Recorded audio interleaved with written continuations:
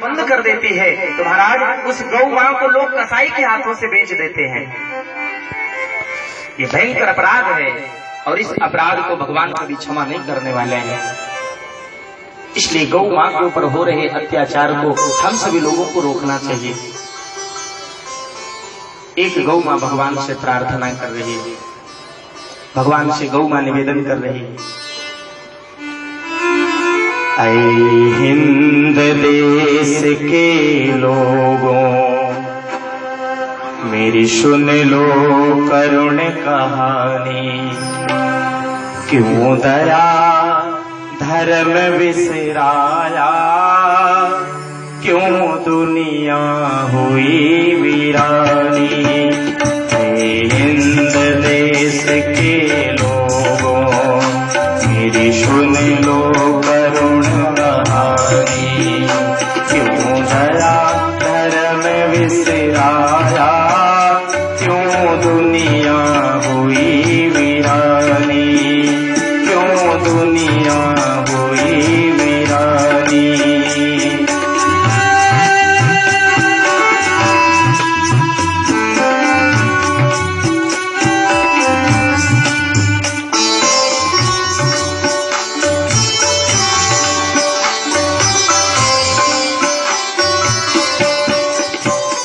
जब जाऊं कसाई खाने चाबुक से प्रीति जागे, जब जाऊं कसाई खाने चाबुक से प्रीति जागे, उसे उगले जल को तन पर, उसे उगले जल को तन पर मैं सहन कर पाती।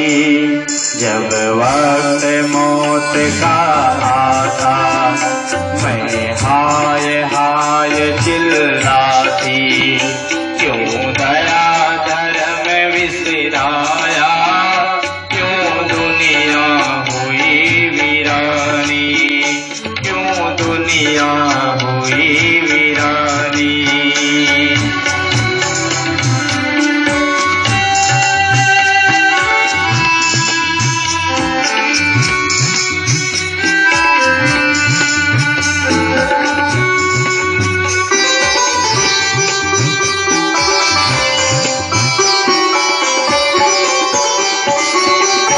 आज गौ मां भगवान से क्या प्रार्थना करते हैं, प्रभु संसार में ऐसा कौन होगा जिसने हमारे दूध का पान नहीं किया है।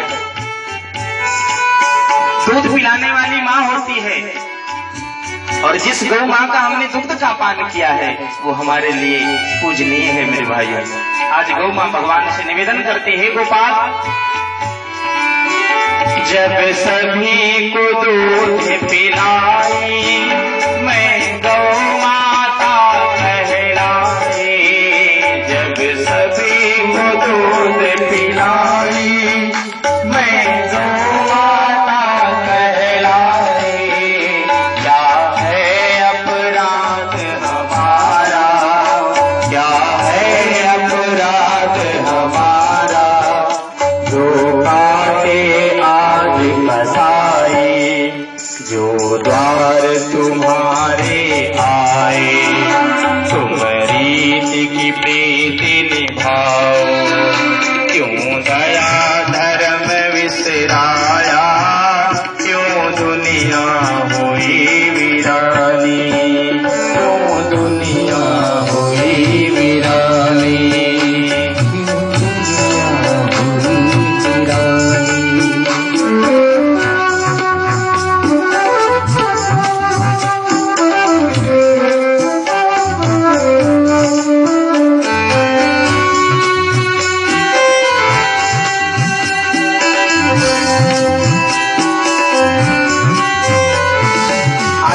परब्रह्म से प्रार्थना करते हुए निवेदन करते हैं, गोपाल इस संसार में हमें किसने भेजा, हमें मूक आपने क्यों बनाया। गोपाल मेरे ऊपर प्रभु बहुत ही अपराध किया जा रहा, मैं पुकारती हूँ परंतु मेरी भाषा को कोई समझता नहीं है। गोपाल हे गोपाल,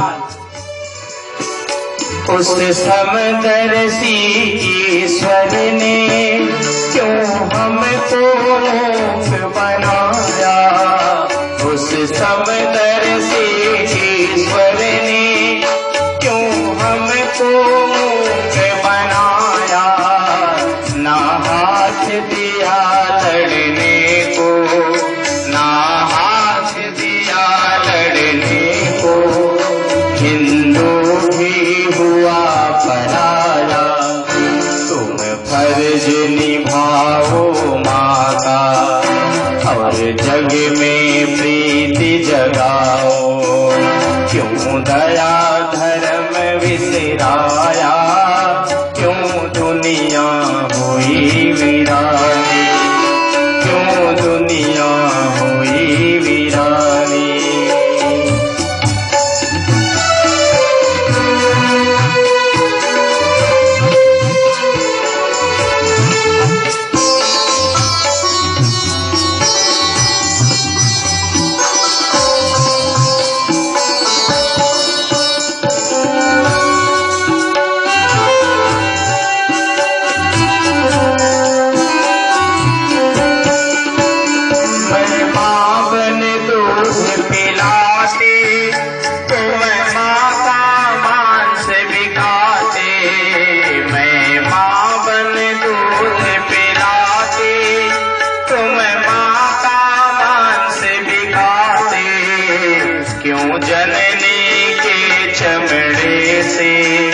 क्यों जननी के चमड़े से तुम पैसा आज कमाते, वो बछड़े अन उपजाते, तुम उन पर दया न लाते।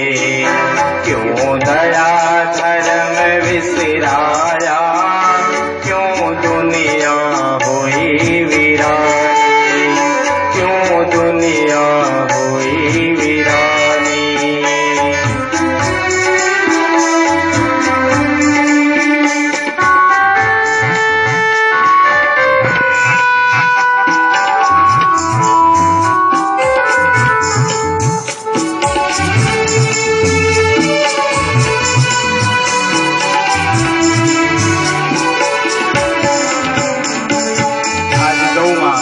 भगवान से निवेदन करती, गोपाल आप जहां भी हो इस पृथ्वी पर आओ, क्योंकि गोपाल आपने मेरी सेवा की है।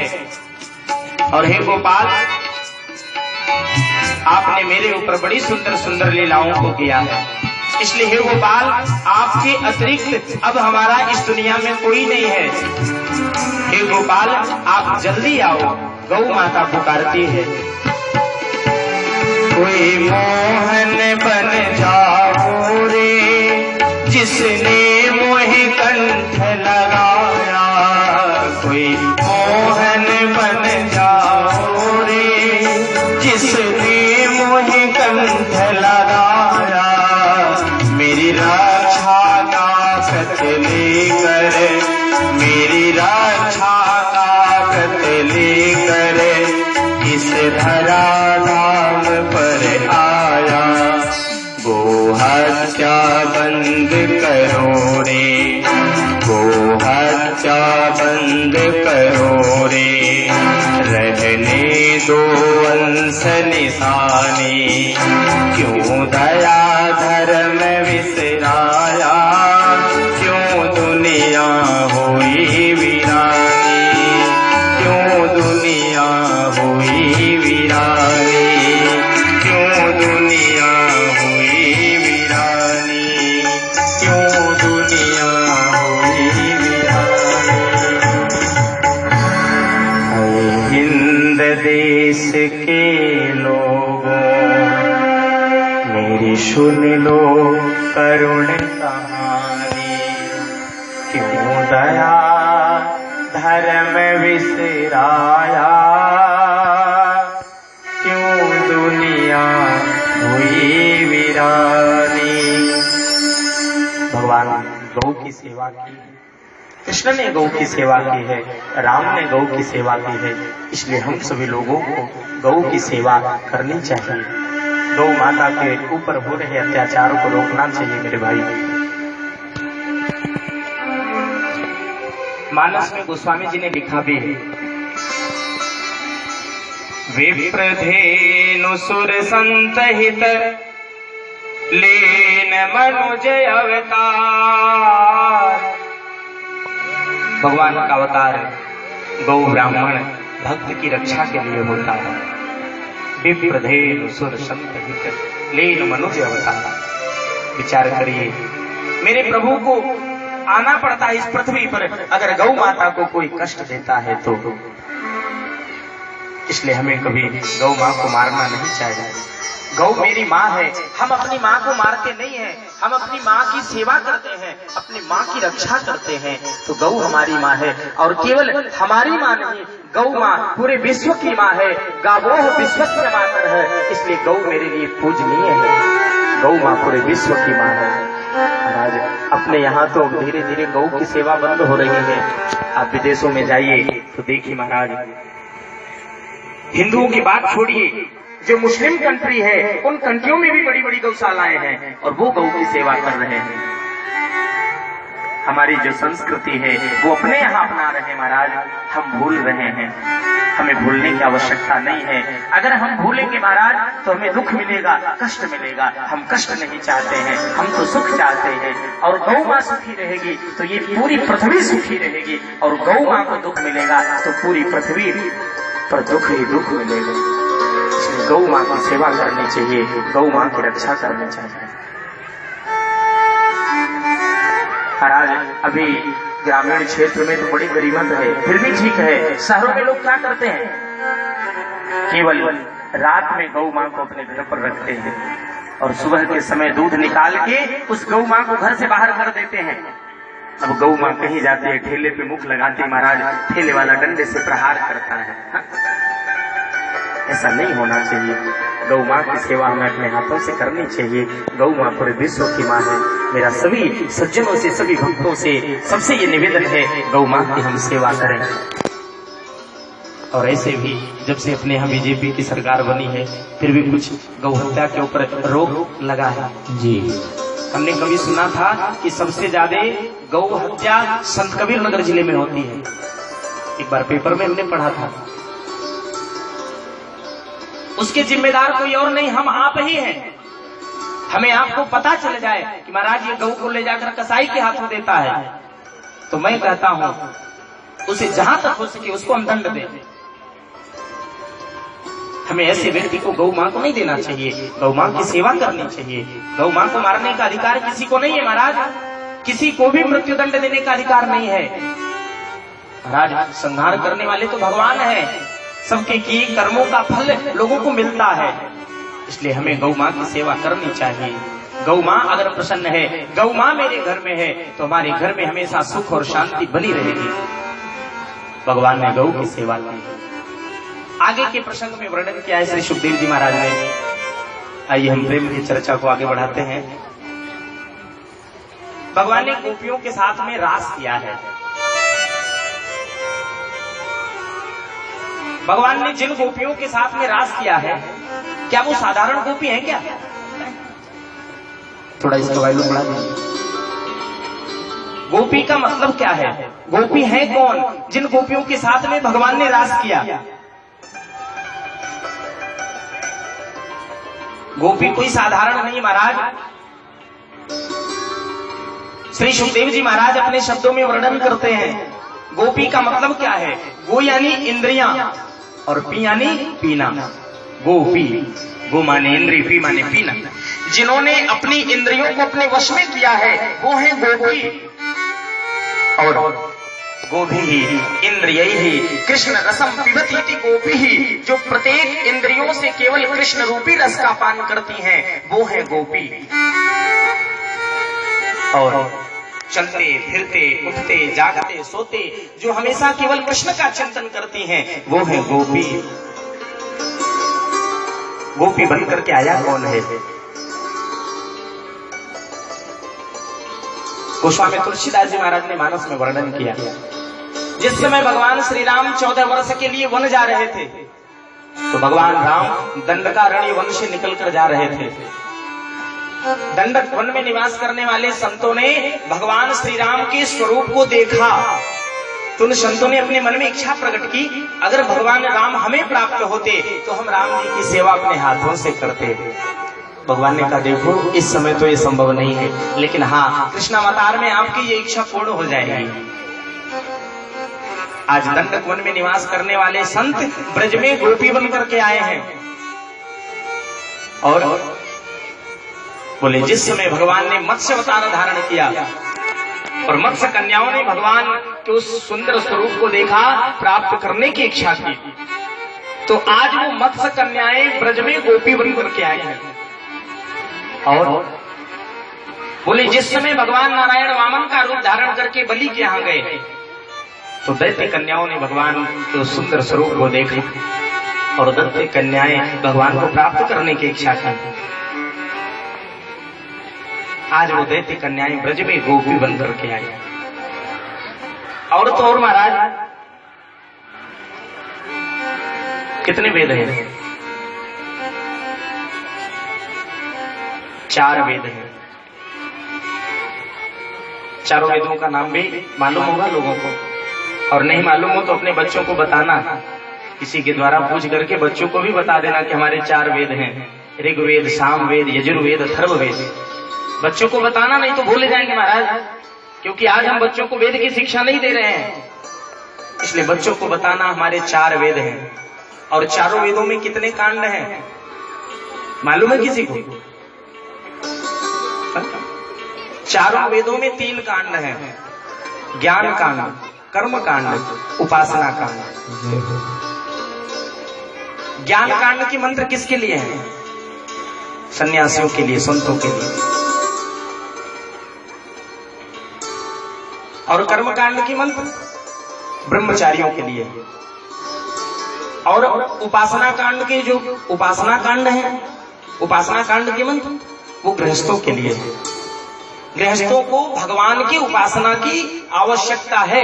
उपासना का मतलब क्या है? उपसमीपे आसनम इति उपासनम।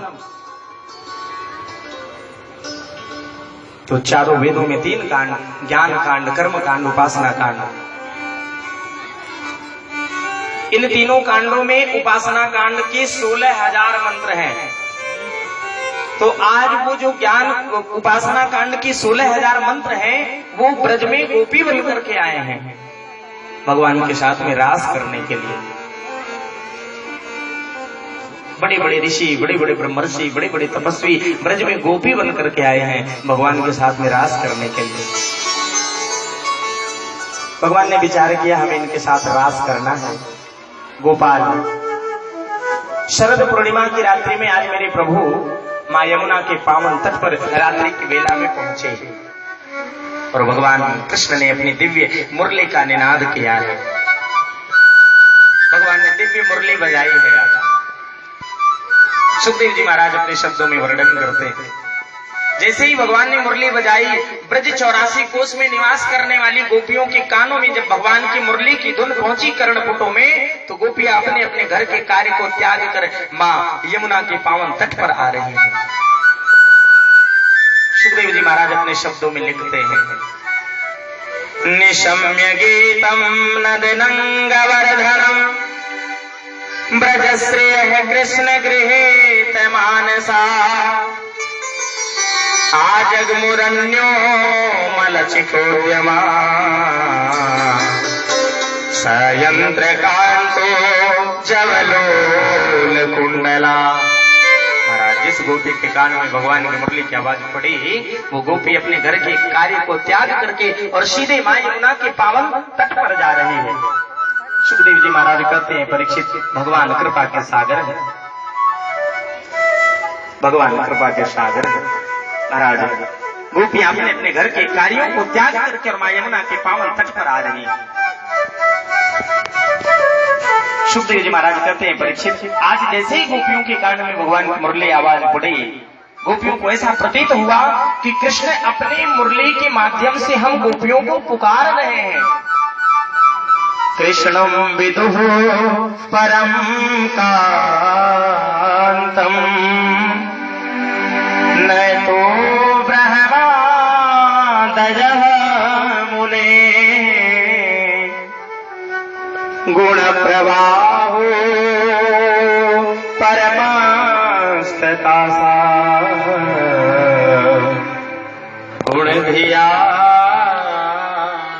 कथम। महाराज गोपियों के मन में कृष्ण के प्रति इतना प्रेम है कि सारी की सारी गोपियां अपने घर की कार्यों को त्याग करके और सीधे मां यमुना के पावन तट पर आ रही हैं।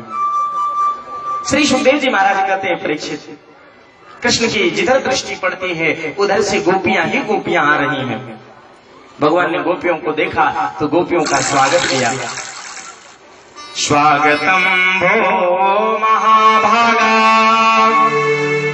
प्रिय किम करवाणि महा ब्रजस्यानामयं कश्चित् ब्रूतागमन कार्यक्रम। महाराज भगवान ने गोपियों का स्वागत किया है। गोपी आप आई हो, स्वागतम सुस्वागतम। मैं आपका देवी हृदय से स्वागत करता हूँ। वास्तव में महाभागाओं में आपका हृदय से स्वागत करता हूँ। भगवान ने स्वागत किया और स्वागत करने के बाद पूछा, देवी आप इस घोर रात्रि में अपने घर को त्याग कर क्यों चली आई? महाभागाओं आप अपने घर को इस घोर रात्रि में त्याग दी हो, क्या कारण है? राजन्येषां घोर रूपा घोर सत्त्वां निसेविता प्रत्यात वज्रं नेहं स्थेयं स्त्रीभ्यः स्त्रीभिः सुमाध्यमा। देवी आप इस घोर रात्रि में अपने घर को त्याग के आई हो, ये ठीक नहीं है। देवी जानती हो रात्रि के समय में जंगलों में वनों में हिंसक जीव निवास करते हैं और आप हो जो अपने घर को रात्रि में ही त्याग के वन में आ गई हो। क्या आपने रात्रि के समय में वन की शोभा को नहीं देखा? वन की शोभा देखने के लिए आप आई। दृष्टं वनं कुसुमितं राकेश करांजितुम। देवी आपने रात्रि के समय में वन की शोभा नहीं देखा, अब तो देख लिया ना, इसलिए गोपी आप अपने अपने घर जाओ। देखो क्या भाव है। भगवान तो पहले जीव को अपने पास बुलाते हैं। भगवान ने मुरली बजाया, निशम्य गीतम नदनंग वर्धनम, मुरली को बजाया, गोपियों को बुलाया, गोपियां भगवान के पास आ गई। अब भगवान करें गोपी अपने अपने घर जाओ। क्या कारण है? भगवान तो पहले जीव को अपने पास बुलाते हैं और जब जीव भगवान के समीप आ जाता है तो भगवान उसकी परीक्षा भी लेते हैं। कहीं ऐसा तो नहीं कि सांसारिक कामनाओं को लेकर मेरे पास चला आया। भगवान ने कहा, देवी देखो, एक पतिव्रता नारी का ये लक्षण नहीं है कि रात्रि के समय में अपने घर को त्याग कर और वन में आ जाए, घोर जंगल में आ जाए। एक पतिव्रता नारी का ये लक्षण नहीं है। और एक आप हो जो मुरली की धुन को सुन करके आ गई हो। जाओ अपने अपने घर जाओ। गोपियां भगवान के सामने खड़ी हैं, आंखों से अश्रु प्रवाहित हो रहे हैं, रो रही है महाराज, खूब रो रही है। सुखदेव जी कहते हैं, राजन भगवान ने कहा, गोपियों सुनो, एक पतिव्रता नारी थी, अपने पति की खूब सेवा करती थी, पति की खूब सेवा करती थी। एक दिन आंगन में बैठकर चावल भून रही थी। ध्यान से सुनने आप लोग। इधर कर दे महाराज, वो पतिव्रता नारी चावल भून रही थी बैठ करके आंगन में। पति बाहर से आया, धूप तेजी से थी।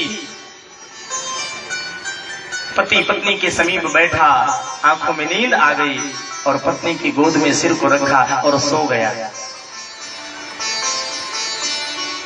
मध्य आंगन में उतर गया। आंगन के मध्य में अग्निकुंड थी, अग्नि प्रज्वलित थी, धधक रही थी तेजी से। और वो 15 महीने का बालक कुंड के समीप चला गया, कुंड में झांकना प्रारंभ कर दिया। उस पतिव्रता नारी ने विचार किया, अगर मैं बालक को बचाने के लिए नहीं जाती हूं तो बालक अग्निकुंड के अंदर गिर जाएगा और भस्म हो जाएगा। और अगर मैं पति को जगाती हूं, पति बाहर से आए हैं, थके हैं, परेशान हैं, अगर मैं इनको जगाती हूं तो मेरा पतिव्रत धर्म नष्ट हो जाएगा।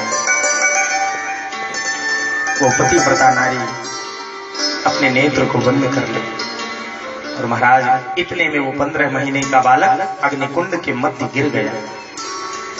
अग्नि खूब प्रज्वलित है, उसके मध्य में बालक गिर गया। और जब थोड़ी देर के बाद पति की आंखें खुली, पति जगा, तो पत्नी दौड़ करके अग्निकुंड के समीप गई और देखती है 15 महीने का बालक अग्निकुंड के मध्य बैठकर खेल रहा है। महाराज तुरंत अपने उस बालक को उठा करके हृदय से लगा लिया। भगवान ने कहा, देवी, उस पतिव्रता नारी के पतिव्रत के प्रभाव से जलती हुई अग्नि भी चंदन के समान शीतल हो गई। उस 15 महीने के बालक का कुछ नहीं बिगाड़ पाई, केवल पतिव्रत धर्म के प्रभाव से देवी। और एक आप हो जो अपने पतियों को घर में छोड़कर आ गए। मेरे भाइयों, भगवान बहुत परीक्षा लेते हैं जीव की। आज ये गोपियों की परीक्षा है।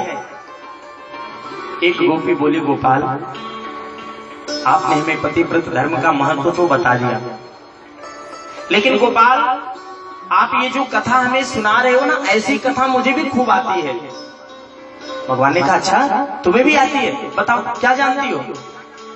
एक गोपी गोपाल से निवेदन करती है, गोपाल ध्यान से सुनिएगा। गोपाल, एक पतिव्रता नारी थी और वो अपने पति के बिना एक क्षण भी नहीं रहना चाहती थी, निरंतर अपने पति के ही साथ रहती थी। एक दिन पति ने आकर के कहा, देवी, मैं कुछ दिनों के लिए बाहर जाना चाहता हूँ, धनोपार्जन के लिए दूर जाना चाहता हूँ, प्रदेश में जाना चाहता हूँ। उस पतिव्रता नारी ने कहा, मैं आपके बिना रह नहीं पाऊंगी। तो उसने कहा, देवी, मैं एक उपाय कर देता हूँ। क्या? उस पति ने अपने ही स्वरूप की एक मूर्ति बनवा ली कुम्हार के द्वारा और ला करके पत्नी को दे दिया और कहा, देवी, तुम इस मूर्ति को ही पति मान करके इसकी सेवा करना, इसकी पूजा करना, और मैं कुछ दिनों के बाद आ जाऊंगा, फिर दोनों साथ में रहेंगे आनंद से। पति बाहर चला गया, पत्नी ने दरवाजा बंद कर लिया। नित्य उस मूर्ति को ही पति मान के स्नान कराती, भोग लगाती, सेवा करती। काफी समय बीत गया। एक दिन प्रातः काल का समय हुआ, पत्नी उस मूर्ति को स्नान करा रही थी। थोड़ी देर में दरवाजा किसी ने खटखटाया। प्रातः काल का समय, पति बाहर से आ गया, दरवाजा खटखटाया और वो मूर्ति की पूजा कर रही थी। उसने सोचा, जाने दरवाजे पर कौन आकर खड़ा है।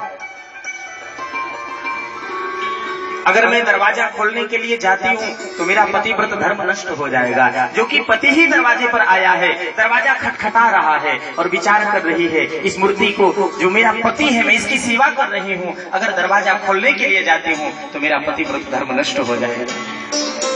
गोपियों से अद्भुत भाव से भगवान सुन रहे हैं। गोपियों ने कहा, गोपाल, अब आप बताओ, उस पतिव्रता नारी को क्या करना चाहिए। दरवाजे पर सच्चा पति आकर के खड़ा है तो उसे मूर्ति की सेवा करनी चाहिए या दरवाजा खोल करके उस पति को स्वागत सहित अंदर लाना चाहिए। कन्हैया ने कहा, देवी, इसका उत्तर तो सीधा सा है। जब दरवाजे पर सच्चा पति आकर के खड़ा है तो फिर घर में उस मूर्ति की पूजा करने की आवश्यकता ही क्या है। गोपियों ने कहा, गोपाल, आपने तो स्वयं प्रश्न का उत्तर दे दिया है। गोपाल, जीव की सच्ची पति तो आप हैं, जीव की सच्ची पति आप हैं प्रभु। घर में निवास करने वाले तो निमित्त मात्र है महाराज, जीव की सच्ची पति आप हैं। किसी ने मीरा जी से पूछा कि जब आपके घर वाले इतना द्वेष करते हैं तो फिर भी आप कृष्ण की इतनी भक्ति क्यों करती हो। तो मीरा जी ने बड़ा ही सुंदर उत्तर दिया। क्या? ऐसे वर को क्यों मरे जो जन्मे और मर जाए, वर वर ये गोपाल को जैसे चुड़ लो अमरे हुए जाए। गोपियों ने कहा, गोपाल, जीव के सच्चे पति तो आप हैं, ऐसे वर का मैं वर्ण करके क्या करूंगी। आज विवाह हो और कल परसों के बाद वैधव्य को प्राप्त हो जाए, ऐसे वर्ण ऐसे पति की कोई आवश्यकता नहीं। गोपाल, जीव के सच्चे पति तो आप हैं। तो मीरा जी ने बड़ा ही सुंदर वर्णन भी किया है, मेरे तो गिरधर गोपाल।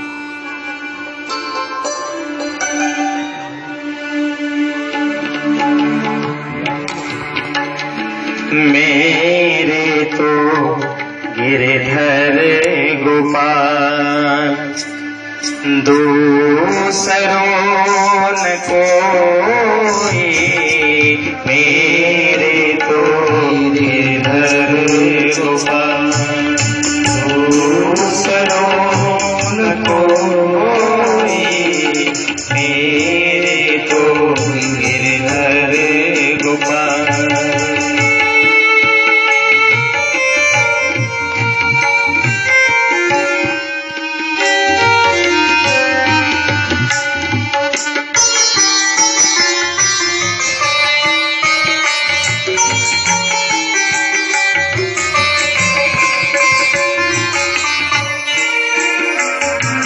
जाके सिरे मोर मुकुट मेरो पति सोई, जाके सिरे मोर मुकुट मेरो पति सोई, मेरे तो गिरधर गोपाल, दूसरों न कोई, मेरे तो गिरधर गोपाल, मेरे तो गिरधर गोपाल, मेरे तो गिरधर गोपाल। गोपियों ने कहा, गोपाल, हमने संसार की सभी कामनाओं को त्याग करके आपके साथ में रहने का व्रत लिया है, निर्णय किया है अपने मन में।